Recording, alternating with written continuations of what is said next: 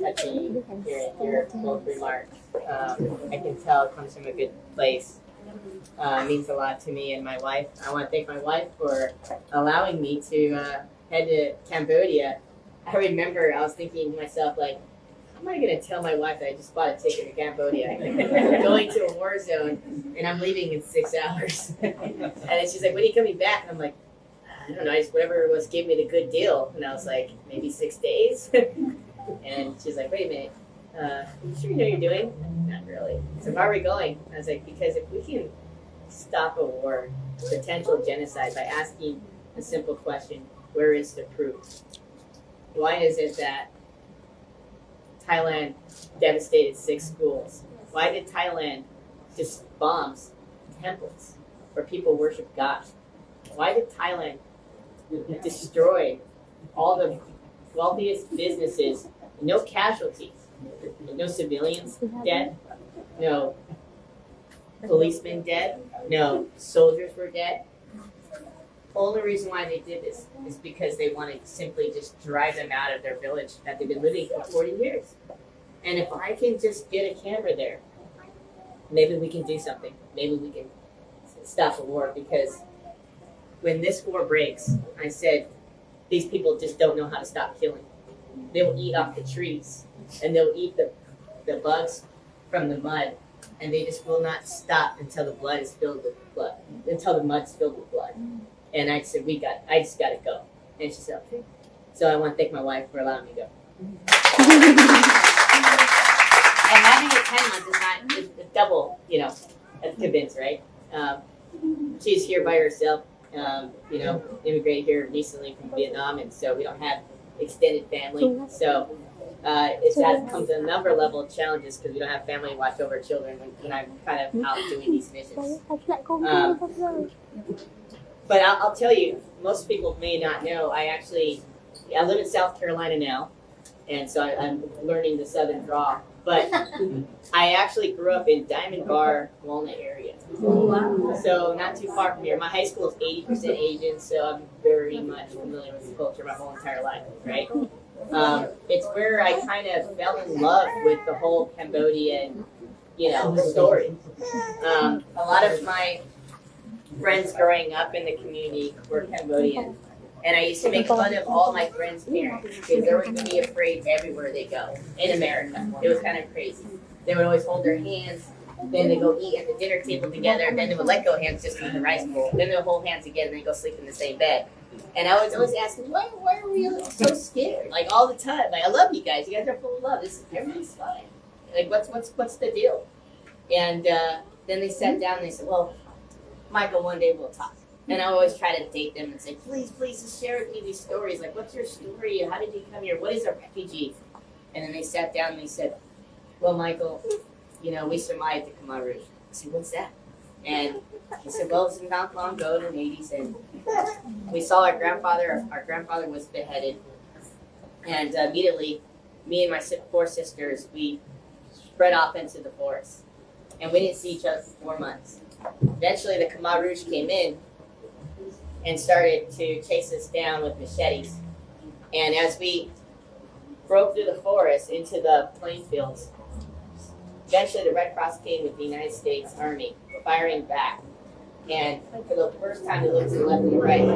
All 4 sisters saw each other. And they grabbed their hands, thank God, and they went into the refugee camp, was eventually resettled in Thailand, and they came here to Pomona, California. And that story kind of instilled with me a passion that really shaped out my career, working with refugees from Afghanistan, from Gaza, Israel, Ukraine recently. I did a lot of work behind the scenes, working with refugees even from the Vietnam era for the resettlement. But the thing is that when I learned so much about the Pol Pot from the storytelling from the survivors and living their experience, it felt such an impact to me, because when I got to Cambodia, I said, after I met with Minister Chenthol, the Deputy Prime Minister, right, Vice President of Cambodia, he said, before we start, hey, Michael, do you know where you're sitting? I said, no, this is a great place. He's like, you're sitting in Pol Pot's chair. I said, are you serious? like this chair. It's like this chair. This chair looks very good. It's like no one ever sits there. I'm like, and you allowed me to sit there? Oh my gosh! Like I just couldn't believe I was sitting in Pol Pot's chair. A massive murder, like someone that killed millions of people, and here we are, like I fell in love with this Cambodian community because they have this temple, they dance in circles, they have this loving culture, and now I'm here, in this time, in Phnom Penh during the time of war. I'm sitting with the vice president of Cambodia, and we're talking about peace. We're talking about the border conflict. So all of the stories that I've collected through my lifetime here in the LA area, living here for my first 12 years of my life, it kind of played out in real time with what I do as in diplomacy or as a journalist in this capacity. But as we were driving up to the border from after we concluded the first interview, it took 6 hours. And as we were going out, I had a really great guy, Soy Sapip, a journalist that brokered the Paris Peace Accord. He was pulling over and showing me the sites of the Khmer Rouge, the Pol Pot village, where all the tombs. He was like, here in this area, 500 people are buried. You see this little tomb out of nowhere? And he was like, this is Khmer writing. This is what it means. And he was showing me all the markings. So as we were going up to the impact area, it was just, the tension here just got so intense. And as soon as I got out, the vehicle, it was dark at night, raining, you couldn't even see not too far out. But I saw from the open, past the barbed wire fence, I saw the Thai forces with their guns drawn. And they're flanking, like we call it flanking when you point your muzzle at, people. They're flanking children with their guns. And I got out and they saw me. They didn't expect to see a white guy get out. I was like, oh no. Wait until the president finds out. It's my first time I actually went live my whole entire life. Because I'm very careful what I say. I never get upset. I'm always like the happy-go-lucky guy out of the group. I'm always the one that tells Trump, please, let's not tweet. Let's calm down. I'm not the guy that's like, get him hyper. I'm like, no, it's the other way. But this time I said I had to speak up. And I was thinking, oh my God, I'm not even supposed to be here. I'm supposed to be the producer. I had like some 7-year-old kid comes up to me and goes, here, this is how you flip the screen. And we just typed in something. We arrived at the border and we went. And, obviously you guys all seen the my rant. And, I was so afraid because at the time I was like, I just knew I had the right people to be watching. I didn't know how many people would actually hear me. So I had to overcome the fear of just breaking through all of that. Washington likes to say you can only be this type of person with this type of credentials, or you can only speak about this issue if you have authorization in this issue. And at this time I saw it as, if we don't speak up, the war's going to break out, many people are going to die. And so when we got back in the car, we had to leave because the Thai forces were actually bringing in tanks and they were bringing in drones, and they were out to harass us some more. At that time, there was more hundreds of people on the left and the right of the field, not like how it's now, where they really brought him inland and they have him at the Wat Po refugee camp. But at that time, when I found out they were going to bring in drones and tanks, I said, let me get back out there. Let's go live again. Like, no, we got in the car. You got to get out. And then the two drivers I was with and the journalists, these guys didn't talk the whole entire time. It's just me and Soy Sapip. And then they looked at the phone and said, Michael, what? Oh, 100,000. I'm like, okay, you guys are joking way too much. There's no 100,000 views. And then the guy looks at me and goes, no, ambassador looks at me and goes, 250,000 views. I said, oh, okay, dude, this is really funny. I got 5,000 friends. There's no way I got 250,000. I just got done recording. Like, this is ridiculous. I'm going to go delete the video. And then the driver, who never spoken to me in like 3 days, and I thought he was a spy. I was totally going to kill me. He's like, 1 million views. And I was like, oh, God, it might be real. So I looked, bluffer, and it was like 2 million views. And I was like, oh, my God, what just happened here? And all these Cambodians and all these people from around the world just flooding on the channel and just getting out the message. And so it was really just a miracle that how all this happened. And I'm just so thankful for everyone in the community, being a part of the journey, because I can't do it without all of you. And I really hope that everyone feels that how sincerely I feel, connected. And I was very angry because I won't say who, but a lot of top legacy media companies, all the mainstream, I talked directly with the owners, and I told them going to Cambodia, like, oh, we're going to Gaza, Trump's on the way to Alaska to meet with Vladimir Putin. I said, no one's dying over there in Cambodia. We only had like 30 casualties, 100 people killed. That's not enough. Not enough for us to care. Not enough for President Trump to go ahead and do anything about it. No one's going to care. You're going to get nothing out of it. And I said, I was so upset. I said, no. This is a big, important thing. And so I had to go on my own dollar. I had to go on my own dollar. I went myself. I went to go cover it. And I think we showed the world not only was this an important thing to find peace, but actually get the most powerful, stubborn, Trump is stubborn sometimes, to get him to come to Malaysia during a government shutdown and to really broker this thing. I mean, that wouldn't happen without the community. Like, we want peace. And I want to say it like this, and I will get more into some cool stories tomorrow. When you meet, I worked in Israel, and I don't know if you've before or not, but in Israel when we say hello, we say shalom. That means peace. But when you look at now, when you meet any Khmer person here, United States, Canada, no matter where you talk to, they greet you with the statement, we want peace. And it's a statement, we want peace. So what I love about this tragedy is that it's going to change the image of Cambodia moving forward. Cambodia is going to be seen as a peaceful country, as a country that is resilient, that can stand up to a bully of 90 million people when you have 17.8 million people. And you show up to protect your homeland with bamboo sticks. I'm sure you guys seen the videos. And they got machine guns flanking these children. And this kid's like, this is my home. Like, God!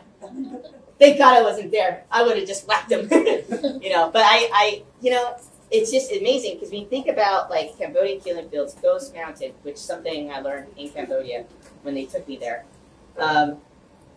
You think of First They Killed My Father, right? You think about the killing fields, that famous movie that came out in the 90s. But you don't really see the heart of Cambodia. You really don't see the seventh wonder of the world, Angkor Wat. All we do is we keep doubling down on this horrific, killing fields, where bodies were just slain for miles out. I mean, I tell people in South Carolina, because I don't want to be too long here, we have 5 million people live in South Carolina. Can you imagine waking up and seeing 3 million people dead? Can you imagine just trying to find a single living soul in the whole entire state where I live at now? I can't imagine what that is like, and that's what all of you have experienced in your lifetime. And I'm just so proud that we all came together and we stopped. I believe it. Some say, don't say, Michael. I don't care. We stopped the genocide from happening. I believe it. Believe it. And you know what? Whether you like the man, President Trump, or not, President Trump, even I agree with him, President of Malaysia. I was surprised he actually got off of on Air Force One to stop this. I'm thankful. And I want to say this. I want to thank Ambassador Kimberly Guilfoyle. She's ambassador to Greece, and her and Don. Sometimes I was scared, and I called them and said, "What are you doing there? I know you love them Asians, but please come home. This is not good." And I said, "We got to do something." I showed her. She was crying, and she's like, "I can't even say anything. I'm not even confirmed yet. As soon as I confirm, the first thing we're doing in Greece, I'm gonna step on Thailand's necks." And I'm like, "Okay, just tell the president." "Oh, I don't know. He's gonna just text him. He's in the meeting. Get ready for Vladimir Putin. Just text the team." And I'm like, that's way above my payroll. So it's all just back and forth. But Kimberly was such a great advocate in this journey. So I want to give credit to her. But all this really, it just comes down to us. And I want to say this. Thank you all, because if you continue to tell your elders, continue to tell your neighbors, your friends, people that are not Khmer, about your experiences that you grew up, because you can install passion in people through your own experiences, and then someone's going to care to do something about it, right? So that takes courage. And also, I always challenge everyone, if you haven't been back to Cambodia, please go back. It's not dangerous. Don't go by the border, but just go back and enjoy the food and have that peace. Because so many of my friends here in Pomona, in some of these areas that, I've lost touch with, I ask every now and then, I run into them, "Hey, did your mom and dad ever make it back to Cambodia?" No, they're too afraid. They're too scared. So I just hope that this gesture, this new administration under, Humanet's leadership, Chantal's leadership, they can show the world that they are resilient for peace, they're resilient for diplomacy, and I'm just so excited for the future. You're talking about, and I don't want to start getting into scam centers, right? $10 billion scam centers. And what does Cambodia do? They deport 3,000 criminals. They jailed over 500 people. They saved over, I think it's over like 700 people doing trafficking. 29 children that's under 12 that was being trafficked. They saved them all and they jailed every single one of those guys. I mean, they're cracking down hard. They even welcomed the United States FBI to partner with them to go into, on their grounds, to go and jail all these criminals that are taking advantage of Cambodia internationally from external powers. So I'm just so excited about what this is going to become. I think the mineral contract, did you guys see all of that? I mean, this is a potential $1 billion contract that we can have between the United States and Cambodia. But what's great about trading with the United States, we're going to train Cambodians to mine it. We're not going to bring in Americans to go mine these mountains, right? So I want to say with this, wherever I go, I thank everyone because my Khmer family, I tell you, gets getting larger by the day. Speak up, share your stories. You can make a great impact. I started off at like 5,000 followers, and now we have over, like, with all the platforms, over almost 1 million followers now, like 926,000 in 4 months. It's crazy. Meta even said, Mark Zuckerberg told me, you're #1 Cambodian like influencer and number 10 in Asia. I'm like, wow. I just go Jeep Sua and Boy Feet 5 That's it. And I'll tell you. And some of you may feel like, oh, my English is so broken, you may not understand. But sometimes having a broken English is get better. It's like way cool because then I get to listen to every single word. And you might put in words that might not, you think it sounds great, but it sounds wonderful. But with that being said, I want to thank everyone for coming out. I'm sorry for talking a little too long. When I'm getting my butt kicked, I'm not gonna lie. Sometimes Thailand kicks my butt, and I'm like, I'm done. I'm so like, oh my god. I'm like, I can't even look at Thai news because they're just roasting me. And I see all this like, Michael, you hero. Michael, you fight for Cambodia. Michael, we love you. Michael, we're so good. Michael, we scared for you. Please be safe. And I'm like, okay. And I call my friend Errol from Jamaica. Michael, you cannot let Cambodia down. No. Go fight for them now. I'm like, okay, fine. But Michael do all this because his wife allowed him to do.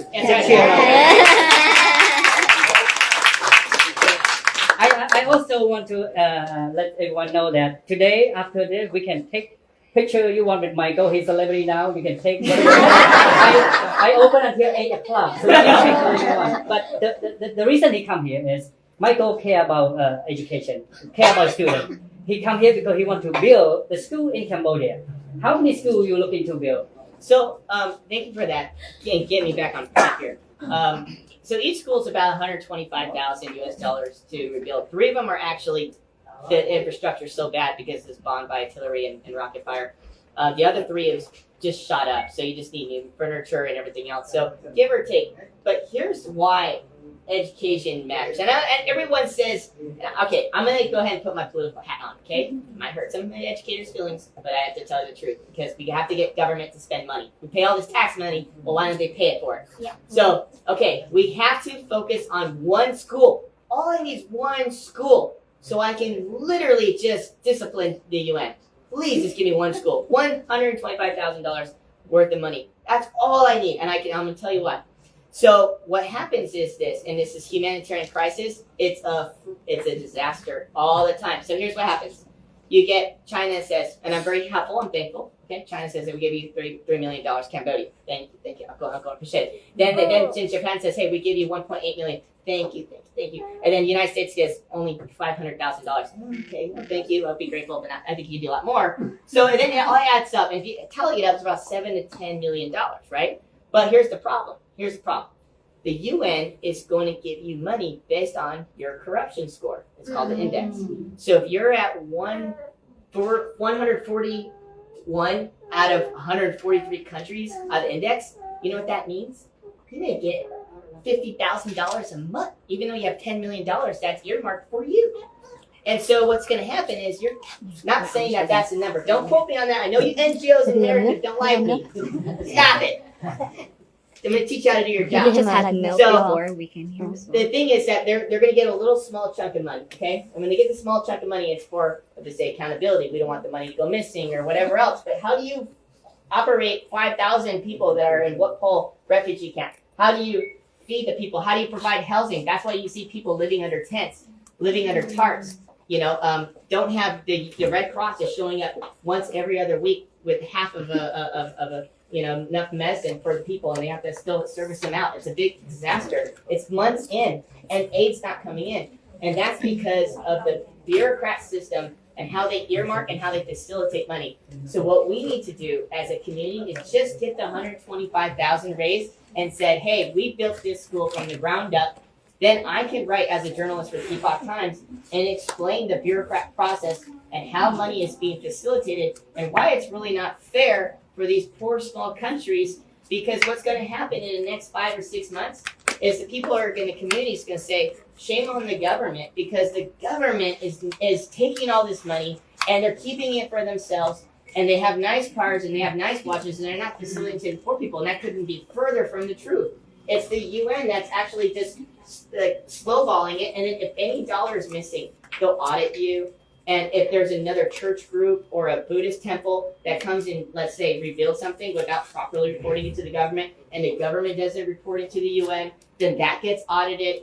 And then guess what? That's more money that you're not getting back. And when they audit you, they penalize you like 25% of that budget. I mean, and it gets higher and higher and higher. And eventually, that $10 million is all this money is being stolen from you. So we need to crack down on this corruption while we have a commander-in-chief that does one thing: cut spending, right? So what we can do is we can say, hey, UN, you have this money, pay it.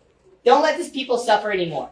You know, pay it, because if you're not going to pay it, then we shouldn't pay you. We should pull out. Yes. And that's what's going to get into it. So I know how to utilize Trump's strength, and I know how to push the UN to make sure they do their job. So if I want to ask, so I don't care what, if you're Snoopy, the nonprofit, or if you're like the greatest thing in the world. We can share credit. If you have like 20 grand and North Carolina Association has 20 grand and this organization, if we can tally up to 125, we can write a press release and say, hey, everyone's great and here's how the money came out, and then I can do my thing to force the UN to pay their bills. That's all I care about. At the end of the day is we want government to pay for this, because us little people, we cannot pay for a refugee crisis, right? But the point is, if we can all come together and help, I mean, you don't have to necessarily go to North Carolina Association or there's Kamai Heroes. I think that's a cool nonprofit name, but they're out of Atlanta. I want to work with them. But the point is, let's just see how we can do this so we can get the one story and we can bring accountability, because like my Democrat friends would say, the money doesn't trickle down. Same thing in the UN, same thing in the WHO. And I have 20 years of working and experience in this, and I just want to make sure that these people don't have to continue to suffer. So let's focus on just one school. Just give me one school, and I will swear to God, I'll force it. All right, let's do We'll it. force the UN to pay for all the schools. Well, all of them are going to be fired. And I'm going to Mar-a-Lago, like literally in 3 days, and that's exactly what I'm going to tell everyone when I get there. So no, I really think, and you know what? Also, credit to the Cambodian government for working with a guy like me. I must be scary for them at times to have these crazy ideas, but